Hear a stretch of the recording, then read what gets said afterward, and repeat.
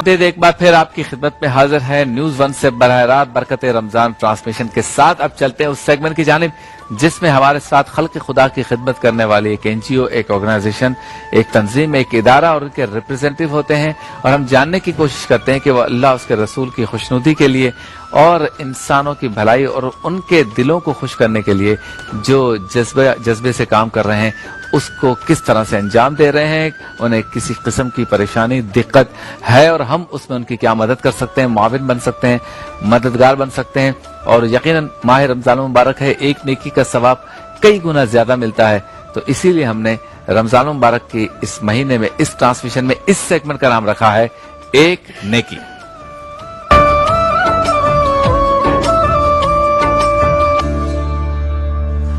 एक नेकी में आज हमारे साथ मौजूद है अल खिदमत फाउंडेशन के दो बहुत ही प्यारे मेहमान, जनाब मोहम्मद शाहिद साहब, आपको अस्सलाम वालेकुम, बहुत शुक्रिया आप तशरीफ लाए। और भाई उमर फारूक, अस्सलाम वालेकुम, आपका भी शुक्रिया आप तशरीफ लाए। आज यतीमों का आलमी दिन है, वर्ल्ड ऑर्फन डे है और इस पर भी जरा गुफ्तगू करेंगे क्योंकि कफालत यतामा इनका एक जो है वो प्रोजेक्ट है जिसमें ये बहुत बड़ा नेक काम कर रहे हैं कि जिनके सर से बाप की शफकत या बाप का साया उठ जाता है, उनकी ये कफालत करते हैं। इस पर गुफ्तगू करेंगे।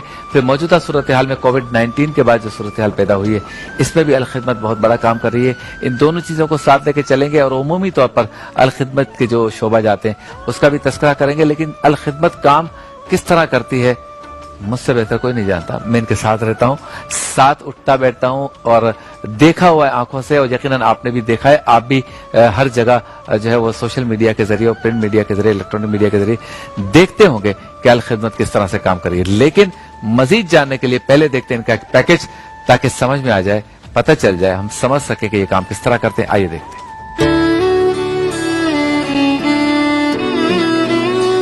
माना कि ये मुश्किल की घड़ी है, एक आजमाइश जो हम पे आन पड़ी है। अब आओ कि एक दूसरे का साथ बनते हैं, खिदमत के सफर में साथ चलते हैं। कोरोना वायरस की वबा के पेश नजर लॉकडाउन अगरचे नागुजीर है, मगर इस बंदिश ने कितने ही लोग बेरोजगार कर दिए हैं। ये वक्त एहतियात का भी है और खिदमत का भी। अल खिदमत फाउंडेशन के रजाकार मुश्किल की इस घड़ी में यतीम बच्चों और मजदूरों समेत सफेद पोश खानदानों की किफालत कर रहे हैं, जबकि कोरोना के मरीजों के लिए मुफ्त अद्वियात, वेंटिलेटर्स और डॉक्टर्स को जाती हिफाजती किट्स भी फराहम की जा रही हैं। आप भी इस खिदमत का हिस्सा बन सकते हैं। ज़कात और सदकात के लिए राब्ता करें 0335 455 667। अल खिदमत फाउंडेशन, खिदमत के सफर में तुम अकेले नहीं।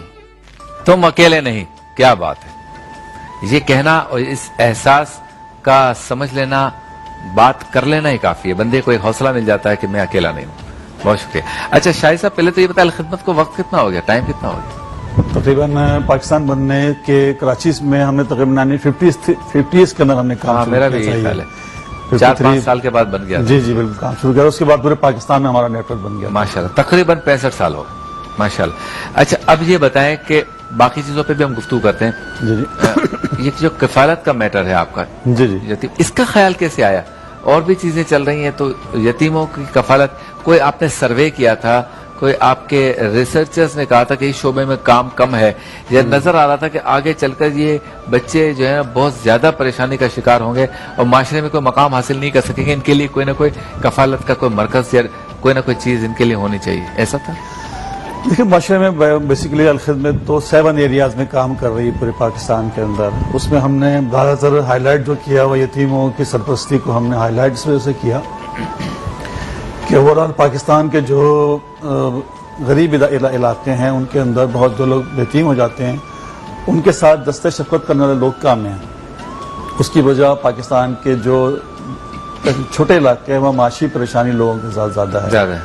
उस माशी परेशानी की वजह से जब कोई बच्चा यतीम हो जाता है तो उस पर दस्ते शफकत कोई नहीं होती और वो माशरे में बेआसरा हो जाता है। उसके नतीजे में हमारे जो लोग हैं उन्होंने एक अच्छी रिपोर्ट तैयार करने के बाद इस पर टारगेट करके इस पर काम करने का आगाज किया और अल्हम्दुलिल्लाह इस वक्त पूरे पाकिस्तान में तकरीबन 12 के करीब हमारे आगोश सेंटर हैं जहां तकरीबन 1300 के करीब बच्चे पढ़ते हैं बगैर किसी फीस के। अच्छा। उनका खाना पीना, रिहाइश, तालीम, आला तालीम भी उनको हम फराहम कर रहे हैं। अच्छा। और इसी तरह पूरे पाकिस्तान के अंदर तकरीबन 13,000 के करीब ऐसे बच्चे हैं जिनको, यतीम बच्चे हैं जिनको घरों पर जाकर हम उनकी कफालत कर रहे हैं उनकी। अच्छा। तो इसी तरीके से टारगेट हमारा ये है कि उन इलाकों को किया जाए जहां सहूलियात कम है और जो बच्चे जो हैं शफकत से महरूम हैं। सही। इसको किस तरह से ऑर्गेनाइज करते हैं, टीम किस तरह से बनी है, स्ट्रक्चर कैसा है, आप किस तरह बनाया इसको? देखिए बेसिकली तो ये खिदमत का पूरा हम ये भी कहें अगर पूरे पाकिस्तान के अंदर एक यूनिट की सतह पर हमारे कारकुन मौजूद है। अगर मिसाल के तौर पर अगर हम जाएं कराची के अंदर जो यूसी की सतह है, यूसी की सतह पर हमारे पास एक कारकुन, हमारे पास एक टीम वर्क हमारे पास मौजूद है। अच्छा। पूरे पाकिस्तान में। ठीक है। उस टीम की बुनियाद पर हम पूरे पाकिस्तान में काम कर रहे हैं। ठीक है। अब हमारा हेड ऑफिस जो है अल-खिदमत फाउंडेशन का लाहौर में है, उस हेड ऑफिस के नतीजे में पूरे पाकिस्तान में हमारे रीजन्स बने हुए हैं। सही। मसलन कराची एक रीजन है, सिंध एक रीजन है, लाहौर एक रीजन है। उन रीजन को हमने तकसीम किया है। रीजन अपने इलाके के अंदर सारे मैनेजमेंट खुद करता है। उसके नतीजे में उसने अजला बनाए हुए हैं, अजला के नीचे यूनिट्स हैं। तो अल-खिदमत में यूनिट्स के जरिए अपना सारा यानी बेसिक काम हमारा टारगेट हमें मिलता है वहां से मरकज से, फिर यूनिट के जरिए इम्प्लीमेंट करते हैं। सही। अच्छा उमर फारूक साहब कैसे हैं आप, ठीक है, खैरियत से? क्या होगा इस कोरोना का, कैसे निपटेंगे? आप हजरात ने क्या प्लान किया? जो प्लान है वो 15 दिन महीने का था, अब तो 2-2.5 महीने हो गए। अब जो आप हजरात प्लान कर रहे हैं, जो समाजी तंजीमें या अल-खिदमत बिलखुस कर रही, वो 3 महीने का कर रही है, 2 महीने का कर रही है, 6 महीने का कर रही है, 1 साल का कर रही है? बिस्मिल्लाहिर्रहमानिर्रहीम। देखिए ये कोरोना की वबा पूरे पाकिस्तान में और पूरी दुनिया के अंदर जो आ गई है और किसी को इल्म भी नहीं था कि ये किस तरह आएगी और किस तरीके से इसकी तबाहकारियां शुरू हो जाएंगी। और पाकिस्तान के अंदर भी लोगों ने स्टार्ट में तो इसको लिफ्ट ही नहीं करवाई कि ये कोई ऐसा मसला है कि बाद में तो अब भी लिफ्ट नहीं करा रहे। अब भी नहीं करवा रहे हैं। तो इसलिए ये एक बहुत बड़ा इशू था पाकिस्तान के अंदर कि लोगों को ये बात समझाई जाए कि भाई ये एक मसला है और इसके बाकी चीजें तो अलग हैं कि भाई ये आया किस तरीके से, फैला किस तरीके से, उसके क्या क्या मामलात हैं, लेकिन ये बहरहाल आ गया है और सभी इससे इफेक्टेड हो गए हैं। और हमें सबको मिलके ही, सबसे पहली चीज तो इसमें यही है कि हमें सबको मिलके ही इस मसले का हल निकालना है। और ये वबा ऐसी है कि इसका कोई अभी तक कोई इलाज अगर मौजूद नहीं है तो उसकी सबसे प्रिवेंशन यही है कि हम सब मिलकर एक पेज पर आकर और सब एक दूसरे की हेल्प करने के नतीजे में, एक दूसरे की मदद करने के नतीजे के अंदर ही ये मामला हल कर लें। देखिए जो अभी तक हमने 1.5-2 महीने गुजारे हैं ना, ये भी लोगों को पता नहीं था कि इसमें क्या होगा, लेकिन इसमें एक चीज सबसे मुश्किल कि तुम अकेले नहीं हो, बल्कि हम सब मिलकर एक दूसरे का साथ देंगे तो हम इस वबा से निकल सकते हैं। सही। अब ये महीने के बाद कैसी होगी, 1.5 महीने के बाद कैसी होगी, या 15 दिन के बाद कैसी भी होगी, जैसी भी होगी हम सब पर एक जैसी होगी और हम सब मिलकर इस बात की कोशिश करेंगे कि एक दूसरे की मदद करें, हेल्प करें, जिसको जो चीज की जरूरत हो वो उस तक पहुंचाएं। अपने तई हर इंसान, हर फर्द पाकिस्तान का वो क्या कोशिश कर सकता है अपने दूसरे भाई के लिए कि उसको इस चीज से जो है बचा के आगे ले जाए। इसलिए अल-खिदमत फाउंडेशन ने भी ये कोशिश की कि पहले लोगों तक समझाया जाए, बताया जाए और उन तक ये बात आगाही जो है वो की जाए। दूसरी चीज इसमें बहुत अहम जो अल-खिदमत फाउंडेशन ने तमाम पाकिस्तानियों तक पहुंचाई वो ये थी कि ये अल्लाह ताला की तरफ से वबा है और इसको अल्लाह ताला को राजी करने का एक जरिया हम बना सकते हैं। रमजान का महीना है, अल्लाह ताला की तरफ पलटने का, ठीक है ना, उसकी तरफ रुजू करने का, उससे अपने गुनाहों की माफी मांगने का। ये दूसरी चीज के अंदर ये है कि हम इस तरफ पलट आएं और अल्लाह ताला की से जो है अपने गुनाहों की जो है माफी मांग लें। अल्लाह ताला हम सबको इस वबा से जो है पूरी इंसानियत को जो है वो निजात दे दे। अब दूसरी चीज ये है कि इसमें हम मदद किस तरीके से कर सकते हैं। तो अल-खिदमत फाउंडेशन ने बिल्कुल आगाज के अंदर तो ये किया कि अपने जितने हॉस्पिटल हैं पूरे पाकिस्तान के अंदर वो सारे गवर्नमेंट को ऑफर किए कि वो उनको जिस तरह चाहें इस्तेमाल करें। इस तरीके से हमारे पूरे पाकिस्तान के अंदर लाखों वॉलंटियर्स हैं, वो हमने डिस्पोजल पे दे दिए गवर्नमेंट के कि उनको जिस तरीके से चाहे इस्तेमाल कर ले। इस तरीके 300 हमारी एम्बुलेंस का स्क्वाड है, वो हमने गवर्नमेंट को ऑफर कर दिया कि उसको जब जिस तरीके से चाहे इस्तेमाल कर लें। फिर हमने जितने भी मसाजिद हैं पाकिस्तान के अंदर, गुरुद्वारे हैं पाकिस्तान के अंदर, मंदिर हैं और चर्चेज हैं, अक्रॉस द बोर्ड पूरे पाकिस्तान के अंदर हमने जितनी भी हमारी कम्युनिटीज हैं उनकी सारी इबादतगाहों को हमने सैनिटाइज किया। अच्छा। यानी पूरे पाकिस्तान में जितनी मसाजिद हैं उनको भी सैनिटाइज किया गया, गुरुद्वारों को भी किया गया, चर्चिस को भी किया गया, मंदिरों को भी किया गया। और हमने इसी तरीके से जितने पुलिस स्टेशन हैं उनको भी, जितने हॉस्पिटल्स हैं उनको भी हमने कोशिश की कि हम जितना कर सकते हैं वो उनको सबको सैनिटाइज किया जाए, इससे सभी लोग जो है वो बचेंगे। इनमें सिराजुल हक साहब ने खास तौर पर हमारे जो हिदायत दी और उसके अंदर यही किया कि ये वबा सब पर आ गई है और सबको मिलकर ही इसका मुकाबला करना है। इस तरीके से हमने जो हमारे माशरे के अंदर, जिस तरह मैं आपको एक मिसाल दूं कि हमारी रेलवे जो है पिछले 1.5 महीने से बंद है और उसके अंदर से सबका सबसे मजलूम तबका है रेलवे का, वो कुलियों का तबका है। और उन तक कोई पहुंच ही नहीं रहा था। वो बेरोजगार हो गए थे, उनका तो जब सामान आएगा तो ही उनका रोजगार चलेगा। तो वहां से हमें हिदायत की गई कि जितने कुली हैं पूरे पाकिस्तान के, 2000 कुली हैं पूरे पाकिस्तान के अंदर और गवर्नमेंट के पास उन 2000 कुलियों को देने के लिए भी कुछ नहीं है। अल्लाह। तो सराज साहब की हिदायत पर हमने पूरे पाकिस्तान के तमाम स्टेशन पे जो कुली हैं उन सब तक जो है वो महीने का राशन जो है पहुंचाया है। इस तरीके से जितने पूरे पाकिस्तान के अंदर ख्वाजा सराय हैं जो वैसी आइसोलेशन में रहते हैं और कोई उनका पुरसाने हाल नहीं होता है, हमने खास तौर पर टारगेट करके हमारे पूरे पाकिस्तान में जितने वॉलंटियर्स हैं वो उस तरह उनको जानते नहीं थे ख्वाहिशराओं को, लेकिन ढूंढ के उन तक जो हमने पहुंचाया, उनकी कमेटियां बना के लोगों को राशन जो है हमने तकसीम किया है। इस तरीके से हमारी जो अकलियत की बरादरी है पूरी, उन तक भी हमने ये कोशिश की है कि वहां तक जो है ये राशन जो है पहुंचा दिया जाए। इसलिए हमने सबको मिलकर एक पेज पर आकर किसी से लड़ाई किए बगैर कि हम आपस में कोई लड़ रहे हों, कोरोना ये नहीं देखेगा कि किसने क्या काम किया है, किसने कम काम किया, कोई ज्यादा नेक है या कोई कम नेक है, कोई अमीर है या कोई गरीब है, सब पे एक जैसा आ गया है और हमने सब ने मिलकर जो है वो उससे निजात हासिल करनी है। इस तरीके से हमारे इस पूरे कोरोना ऑपरेशन के अंदर जो सबसे अहम लोग थे वो हमारे डॉक्टर्स थे, पैरामेडिकल स्टाफ था और नर्सेज थे जी। और आपने देखा होगा कि हमारे पूरे पाकिस्तान में उनका कितना बुरा हाल है कि उनको सारी चीजें मुहैया नहीं की गई हैं, बल्कि लाहौर के अंदर और बलूचिस्तान कोयटा के अंदर तो डॉक्टरों के ऊपर पुलिस ने जो है वो लाठीचार्ज भी कर दिया है कि उनको चीजें पहुंचाई नहीं गई हैं, उनको जो पीपीज हैं वो पूरी पहुंचाई नहीं गई हैं। तो खिदमत फाउंडेशन ने कोशिश की कि जितना हम कर सकते हैं, हमने सक्खर के क्वारंटाइन के अंदर भी जो क्वारंटाइन बनाया है गवर्नमेंट ने, वहां पे तमाम जो अमला है उसको हमने सारी पीपीज जो पहुंचाई हैं। इस तरीके से कोयटा के अंदर जो डॉक्टर्स हैं उनको 200 जो है वो पीपीज जो है वो वहां पर पहुंचाई हैं। इसलिए हमने कोशिश की है कि पूरे पाकिस्तान में जितने भी लोग हैं, जितना हम कर सकते हैं वो लोगों तक करें। और इसमें एक बहुत अहम बात जो है कि शायद पूरी दुनिया को इसका तजर्बा नहीं होगा, लेकिन पाकिस्तान के अंदर खास तौर पर कि पाकिस्तान के हर फर्द ने कोई ना कोई अपना हिस्सा डाला है इस रिलीफ के ऑपरेशन के अंदर। वो चाहे खुद भी मुश्किल के अंदर हो, लेकिन उसने किसी न किसी की मदद की है और हमें इस जज्बे को बढ़ाने की जरूरत है। यही हमारी स्ट्रेंथ है, इसको हमें आगे लेके चलना है। ये बात ठीक है कि हमारे बहुत सारे तबके ऐसे मौजूद हैं कि जो ये काम बहुत अच्छे तरीके से कर सकते थे और उन्होंने नहीं किया, लेकिन उसके साथ ये खूबसूरत बात भी मौजूद है कि हमारा गरीब तबका भी और हमारे पूरे माशरे के जितने लोग हैं उन्होंने इस बात की कोशिश की है कि किस तरीके से हम लोगों के मसाइल को कम कर सकते हैं। यही हमारी जीत है और इंशाल्लाह पूरी उम्मीद के साथ कि ये 1 महीना चलता है, 2 महीने चलता है या 3 महीने चलता है, हम अल्लाह ताला से पूरी उम्मीद के साथ कि हम इंशाल्लाह इससे बहुत अच्छे तरीके से निकलेंगे। जितना कम इसका नुकसान हमारी कौम को हो सके, पाकिस्तान इससे बच सके, हमारे लोग इससे बच सकें, उसके लिए इंशाल्लाह पूरी कोशिश करेंगे। आप अल-खिदमत फाउंडेशन का साथ दें, हम एज ए वॉलंटियर जो चीजें आप देंगे वो इन सब लोगों को, प्रिविलेज लोग जो हैं उन तक पहुंचाने की पूरी कोशिश। क्या बात है। तो गुफ्तगू जारी रहेगी अल-खिदमत फाउंडेशन की मजीद सरगर्मियों के बारे में भी जाने के एक मुख्तसर से ब्रेक के बाद।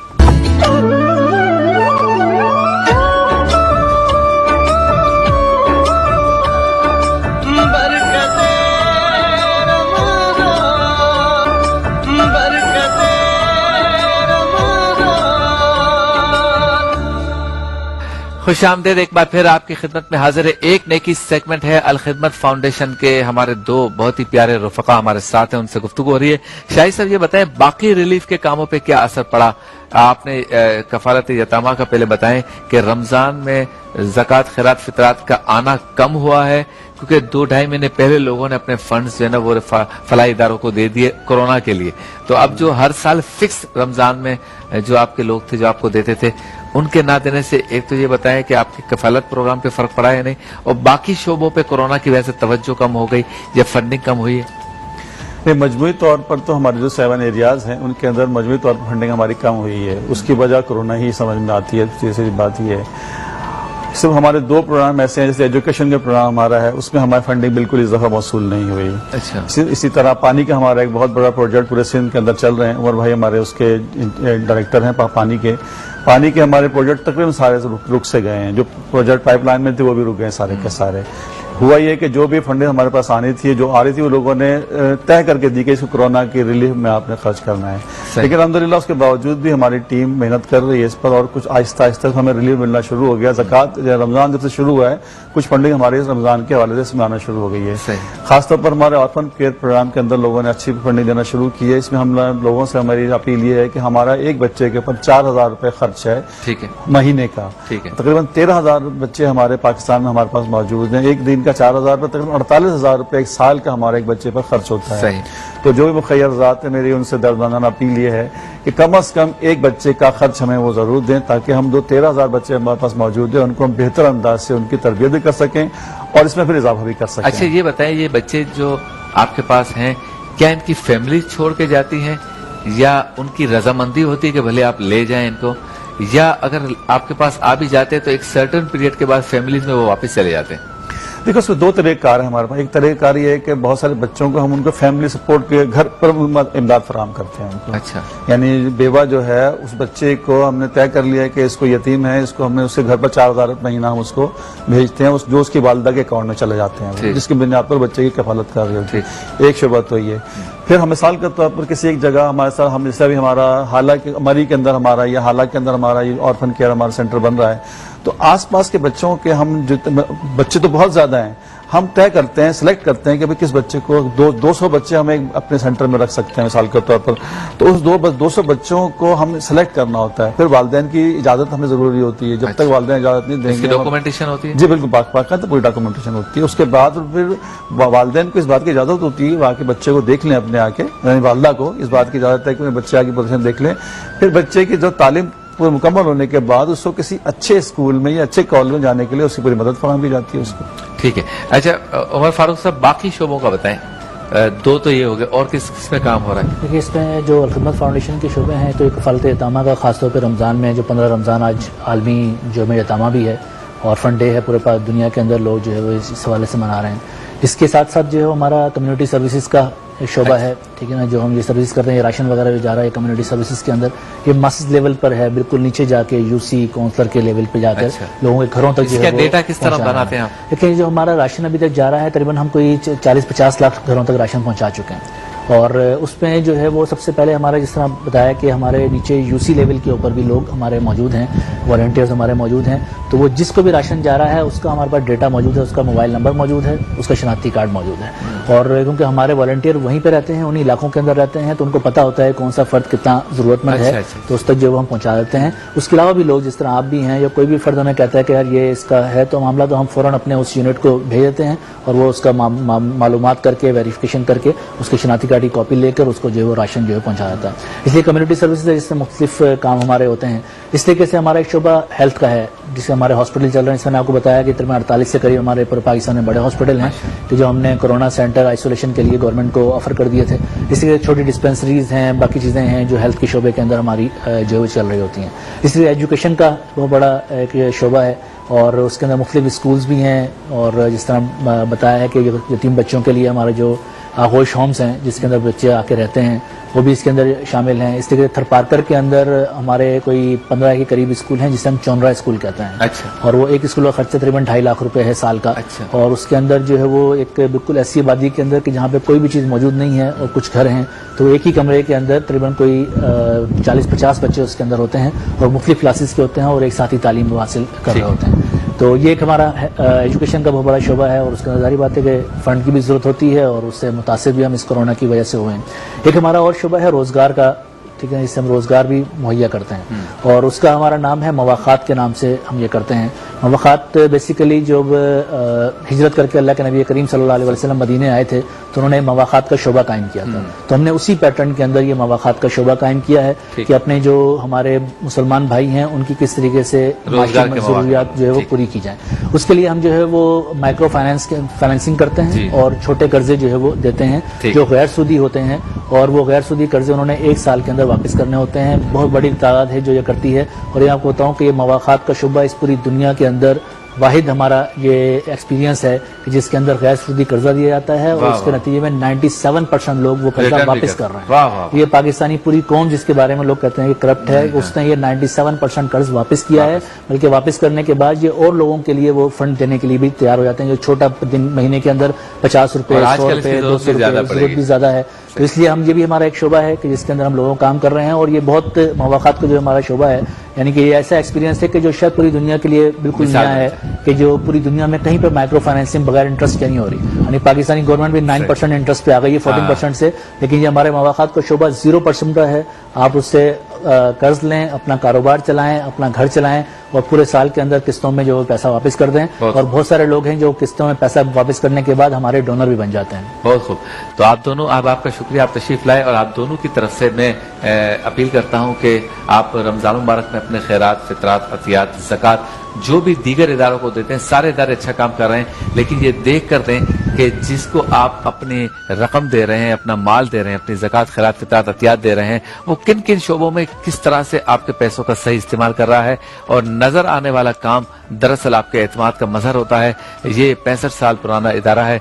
तो मैं जाती तौर पर भी अपील करता हूँ, इन दोनों की तरफ से भी अपील करता हूँ, और आपके रफ़क़ा, आपके रहनुमाओं की तरफ से भी अपील करता हूँ कि आप अल खिदमत फाउंडेशन का साथ दें और अपनी ज़कात खैरात अतियात इनके दिए हुए नंबर्स पर कॉल करके इन तक पहुंचाएं। रब ताला आपको और आपके अहले खाना को सलामत रखे और इस मदद के एवज आपको इसकी बेहतरीन जज़ाए खैर अता फरमाए। आपसे मुलाकात होती है मुख्तसर से वक्त के बाद।